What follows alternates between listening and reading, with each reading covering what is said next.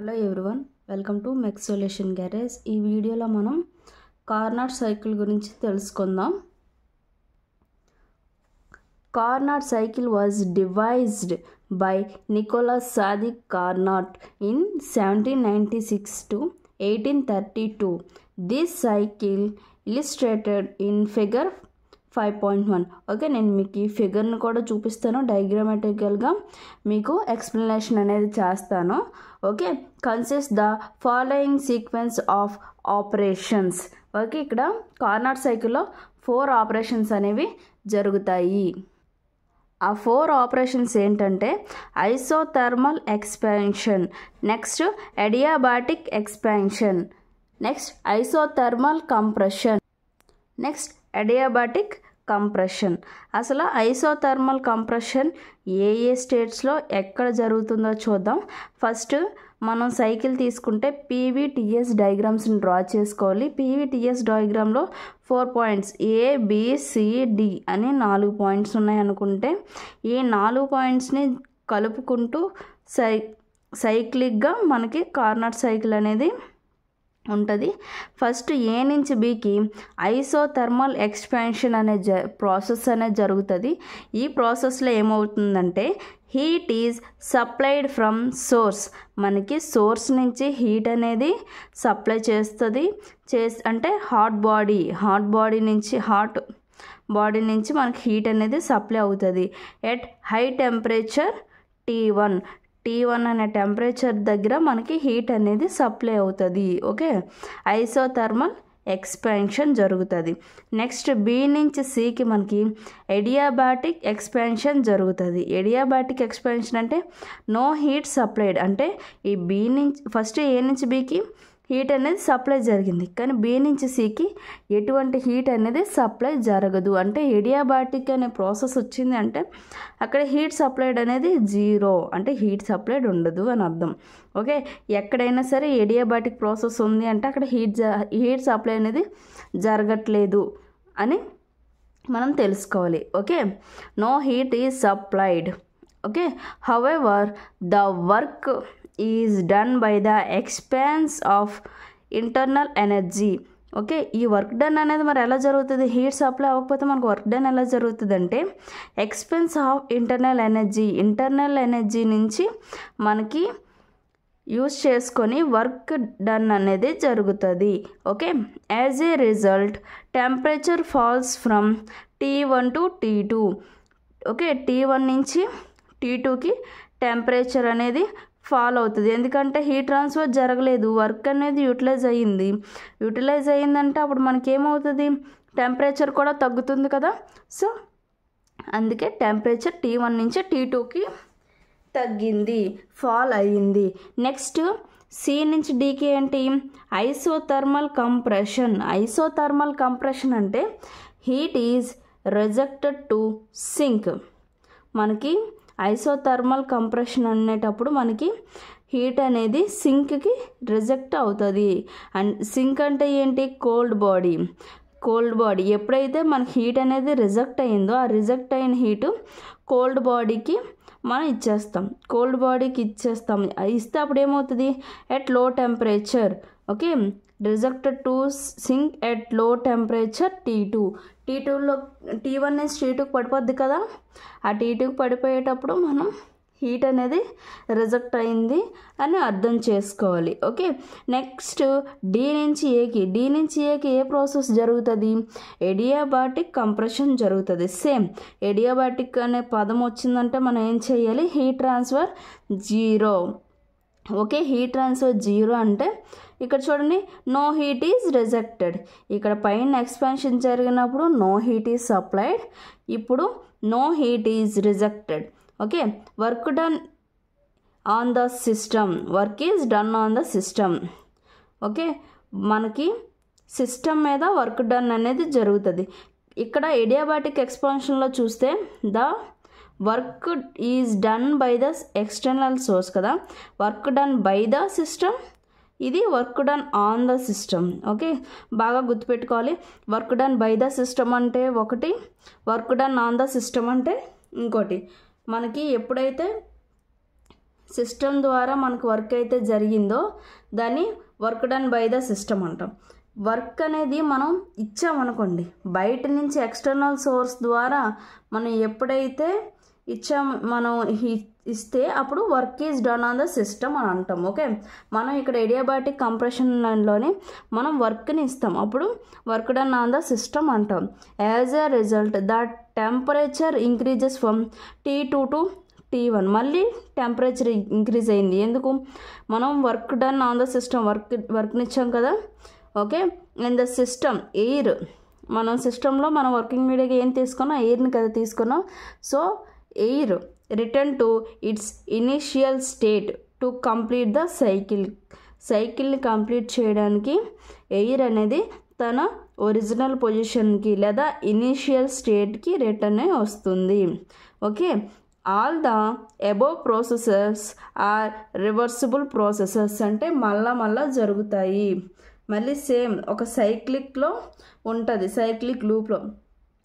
ఇప్పుడు ఏ నుంచి బీకి, బి నుంచి సికి, సి నుంచి డీకి, డి నుంచి ఏకి వచ్చిందా, మళ్ళీ ఏ నుంచి బీకి, అలా సైక్లిక్లో ఇది రివర్సిబుల్ ప్రాసెస్ అనమాట. ఇది రివర్సిబుల్గా మళ్ళీ జరుగుతూనే ఉంటాయి.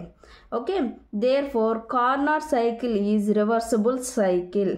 ఓకే, కార్నాట్ సైకిల్ అనేది reversible cycle and has the highest possible efficiency. And అంటే కార్నాట్ సైకిల్లో హైయెస్ట్ పాసిబుల్ ఎఫిషియన్సీ అనేది వస్తుంది. ఇంక ఏ సైకిల్లో కూడా మనకి కార్నాట్ సైకిల్ ఇచ్చినంత ఎఫిషియన్సీ ఇంకా ఏ సైకిల్ ఇవ్వలేదు.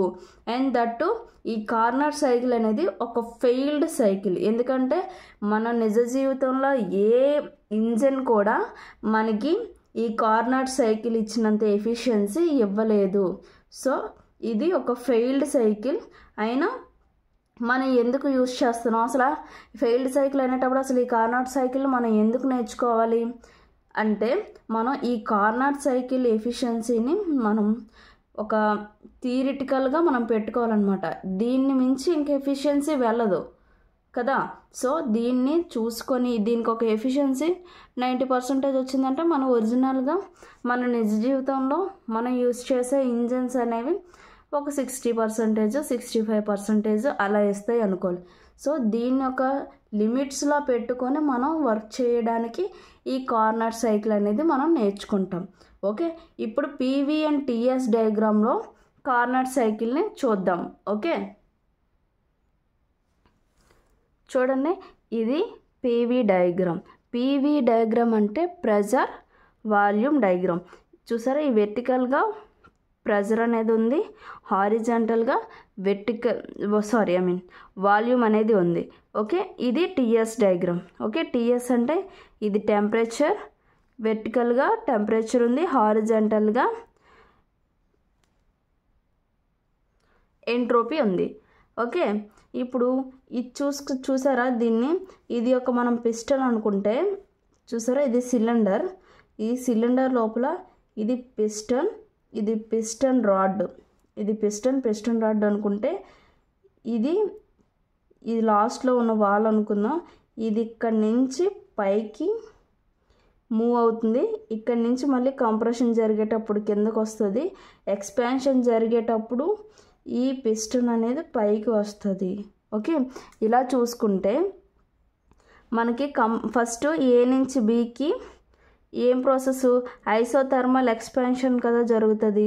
ఎక్స్పాన్షన్ జరిగినప్పుడు టెంపరేచర్ డ్రాప్ అవుతుంది కదా. సో ఏ నుంచి బీకి హీట్ అనేది హీట్ సప్లై చేస్తాం కాబట్టి హై టెంపరేచర్లో ఉంటుంది కాబట్టి పీవీ ఈజ్ కాన్స్టెంట్ అనుకుంటున్నాం అనమాట. ఏ నుంచి బీకి, డి నుంచి సికి పీవీ కాన్స్టెంట్, అంటే ఐసోథర్మల్ ప్రాసెసెస్ ఏ నుంచి బీకి, బి నుంచి సికి జరుగుతున్నాయి. ఓకే, ఏ నుంచి బీకి, డి నుంచి సికి, సి నుంచి డికి. ఓకే, నెక్స్ట్ బి నుంచి సికి ఎడియాబాటిక్ ఎక్స్పాన్షన్ కదా జరుగుతుంది.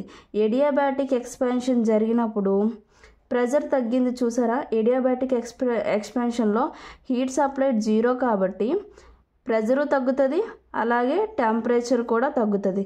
ఈ టీఎస్ డయాగ్రామ్లో చూస్తే బి నుంచి సికి టెంపరేచర్ అనేది తగ్గింది చూసారా, కానీ ఎంట్రోపీ అనేది కాన్స్టెంట్గా ఉంది, కాన్స్టెంట్ ఎంట్రోపీ ఉంది. ఎందుకంటే heat supplied through internal energy జరుగుతుంది కాబట్టి ఎంట్రోపీ అనేది కాన్స్టెంట్గా ఉంది. బట్ టెంపరేచర్ తగ్గింది ఎందుకంటే హీట్ సప్లైడ్ 0 కాబట్టి. ఓకే, నెక్స్ట్ ఇక్కడ బి నుంచి సికి ప్రెజర్ అనేది అలా తగ్గుతూ ఇక్కడ ఈ పాయింట్ దగ్గర ఉన్నది కదా బి దగ్గర, సి దగ్గరికి వస్తే ఈ పాయింట్కి దిగిపోయింది, ఇక్కడ నుంచి ఇక్కడ వరకు దిగిపోయింది గ్రాఫ్లో. ఓకే, సి నుంచి డికి మనకి ఐసోథర్మల్ కంప్రెషన్ కదా, కంప్రెషన్ జరిగేటప్పుడు ప్రెజర్ అండ్ టెంపరేచర్ రెండూ ఇంక్రీజ్ అవుతాయి కాబట్టి మళ్ళీ సేమ్ ప్రెజరు సి నుంచి డికి మళ్ళీ ఇంక్రీజ్ అయ్యింది. ఇంక్రీజ్ అయినప్పుడు ఈ సి నుంచి డికి చూసారా టెంపరేచర్ కాన్స్టెంట్గా ఉంది, ప్రెజర్ ఐసోథర్మల్ కాబట్టి టెంపరేచర్ కాన్స్టెంట్గా ఉంది. టెంపరేచర్ కాన్స్టెంట్గా ఉంచుతూ మనకి ప్రెజర్ అనేది ఇంక్రీజ్ అయింది. ఓకే, టెంపరేచర్ కాన్స్టెంట్గా ఉంది కానీ ఎంట్రోపీ చేంజ్ అవుతూ వచ్చింది సి నుంచి డికి. చూసారా, మనం ఎప్పుడైనా పీవీటీఎస్ డయాగ్రామ్ని ప్యారలల్గా చూసుకుంటూ వెళ్తే మనం అక్కడ సైకిల్లో ఏం జరుగుతుందో ఈజీగా చెప్పవచ్చు. ఓకే, ఇక్కడ డి నుంచి ఏకి ఇక్కడ కూడా మనకి ప్రెజర్ అనేది ఇంక్రీజ్ అవుతుంది ఎందుకంటే ఎడియాబాటిక్ కంప్రెషన్లో ప్రెజర్ అనేది ఇంక్రీజ్ అవుతుంది. డి నుంచి ఏకి టెంపరేచర్ కూడా పెరుగుతుంది. చూసారా, టెంపరేచర్ పెరుగుతుంది కానీ ఎంట్రోపీ సేమ్గా ఉంది, ఎంట్రోపీ కాన్స్టెంట్గా ఉంది. ఓకే, సేమ్ లైన్ మీద ఉంది కాబట్టి మనకి డి నుంచి ఏకి అంటే ఎడియాబాటిక్ కంప్రెషన్లో మనకి టెంపరేచర్ మారుతుంది, ప్రెజరు మారుతుంది. ఓకే, టెంపరేచర్ ఇంక్రీజ్ అవుతుంది అలాగే ప్రెజర్ కూడా పెరుగుతుంది. ఓకే, కానీ నో హీట్ ఈజ్ రిజెక్టెడ్ ఎందుకంటే కంప్రెషన్లో జరుగుతుంది కాబట్టి హీట్ రిజెక్ట్ అవ్వదు, హీట్ సప్లైడ్ అవ్వదు. కానీ ప్రెజర్ ఇంక్రీజ్ అవుతూ ఉంటే ఆటోమేటిక్గా టెంపరేచర్ కూడా పెరుగుతుంది కాబట్టి ఆ విధంగా పెరుగుతుంది. కానీ మనం ఎక్స్టర్నల్గా ఒక హీట్ అనేది ఇవ్వము అండ్ హీట్ రిజెక్షన్ అనేది తీసుకోము. ఓకే, చాలా సింపుల్. మనం ఎప్పుడైతే పీవీటీఎస్ డయాగ్రామ్ని చదవడం వచ్చిందో మనకు ఆటోమేటిక్గా మనకి ప్రాబ్లమ్స్ కూడా ఈజీగా సాల్వ్ అవుతాయి. ఓకే, ఏ నుంచి డికి బి నుంచి సికి జరిగేదాన్ని ఎడియాబాటిక్ ప్రాసెస్ అంటాము. ఓకే, ఇక్కడ చూస్తే ఇది కోల్డ్ బాడీ కదా, ఇది హాట్ బాడీ. ఈ హాట్ బాడీ నుంచి దీన్ని హాట్ బాడీని సోర్స్ అనుకుంటాం, కోల్డ్ బాడీని సింక్ అనుకుంటాం కదా. ఈ హాట్ బాడీ నుంచి మనం హీట్ అనేది తీసుకుంటాం, హీట్ సప్లై చేసుకుంటాం. ఎక్కడ ఎడియాబాటిక్ ఎక్స్పాన్షన్లో తీసుకొని మన ఎడియాబాటిక్ కంప్రెషన్లో ఐసోథర్మల్ కంప్రెషన్లో హీట్ని సింక్కి ఇచ్చేస్తాం. ఓకేనా, ఇది చాలా సింపుల్. పీవీటీఎస్ డయాగ్రామ్ వచ్చేస్తే మనకి ఎక్కడ ఏ జరుగుతుందో తెలిసిపోతుంది. ఇక్కడ ఏ నుంచి బీకి చూసారా ఐసోథర్మల్, ఇక్కడ ఏ నుంచి బి టీఎస్ డయాగ్రామ్లో టెంపరేచర్ సేమ్ టెంపరేచర్ దగ్గర ఉంది కానీ ఏ నుంచి బీకి చేంజ్ అయింది. ఏ నుంచి బీకి చేంజ్ అయిందంటే ఎంట్రోపీ చేంజ్ అవుతుంది. టెంపరేచర్ పెరగకుండా ఎంట్రోపీ ఎలా చేంజ్ అవుతుంది, ఏ నుంచి బీకి ఎలా వస్తుందంటే ఐసోథర్మల్ ఎక్స్పాన్షన్ జరుగుతుంది. కానీ హీట్ సప్లైడ్ మనం ఇస్తున్నాం కదా, ఐసోథర్మల్గా ఉన్న మనం హీటు ఎక్కడి నుంచి సోర్స్ నుంచి ఇస్తున్నాం కాబట్టి ఏ నుంచి బీకి చేంజ్ అయింది. బి నుంచి సికి ప్రెజర్ తగ్గింది. చూసారా, ఎడియాబాటిక్ ఎక్స్పాన్షన్ చేసాం. ఎక్స్పాన్షన్ చేసేటప్పుడు ఎక్స్పాండ్ అవుతున్నప్పుడు ఇప్పుడు పిస్టన్ ఇప్పుడు కంప్రెషన్ ప్రాసెస్లో ఉంది. ఇప్పుడు ఇలా ఈ పిస్టన్ అనేది ఇక్కడికి మూవ్ అయ్యింది అంటే అప్పుడు ప్రెజరు డ్రాప్ అవుతుంది, టెంపరేచరు డ్రాప్ అవుతుంది. సో బి నుంచి సికి తగ్గింది. చూసారా ప్రెజరు, బి నుంచి సికి టెంపరేచర్ కూడా తగ్గింది. ఓకే, సి నుంచి డికి ఐసోథర్మల్ కంప్రెషన్ కాబట్టి కంప్రెషన్ చేసేటప్పుడు మనకి ప్రెజర్ ఇంక్రీజ్ అవుతుంది. కానీ ఐసోథర్మల్ కంప్రెషన్ కాబట్టి టెంపరేచర్ని కాన్స్టెంట్గా ఉంచుతూ ఓన్లీ సింక్కి మనం రిజెక్ట్ చేసాం కదా, సింక్కి రిజెక్ట్ చేయడం వల్ల టెంపరేచరు కాన్స్టెంట్గా ఉన్నా ఇక్కడ నుంచి ఇక్కడికి ఎంట్రోపీ చేంజ్ అవ్వడం వల్ల ఇక్కడ నుంచి ఇక్కడికి వచ్చింది. ప్రెజర్ కూడా సి నుంచి డికి ఇంక్రీజ్ అయింది. డి నుంచి ఏకి ఎడియాబాటిక్ కంప్రెషన్ కాబట్టి కంప్రెషన్ జరిగేటప్పుడు ప్రెజర్ అండ్ టెంపరేచర్ రెండు ఇంక్రీజ్ అవుతాయి కాబట్టి డి నుంచి ఏకి ఇక్కడ టెంపరేచర్ ఇంక్రీజ్ అయింది, ఇక్కడ ప్రెజర్ కూడా ఇంక్రీజ్ అయింది. ఓకే, చాలా ఈజీ అనమాట. మీకు పీవీ డయాగ్రామ్ టీఎస్ డయాగ్రామ్ చదవడం వస్తుందంటే థర్మల్ ఇంజనీరింగ్ అంత ఈజీ సబ్జెక్ట్ మీకు ఏమి అనిపించదు. ఓకే, టఫ్ అని అస్సలు మీకు అనిపించదు. ఓకేనా? మీకు ఈ వీడియో నచ్చినట్టయితే లైక్ చేయండి, షేర్ చేయండి, సబ్స్క్రైబ్ చేయండి. Thank you from mess solution garage.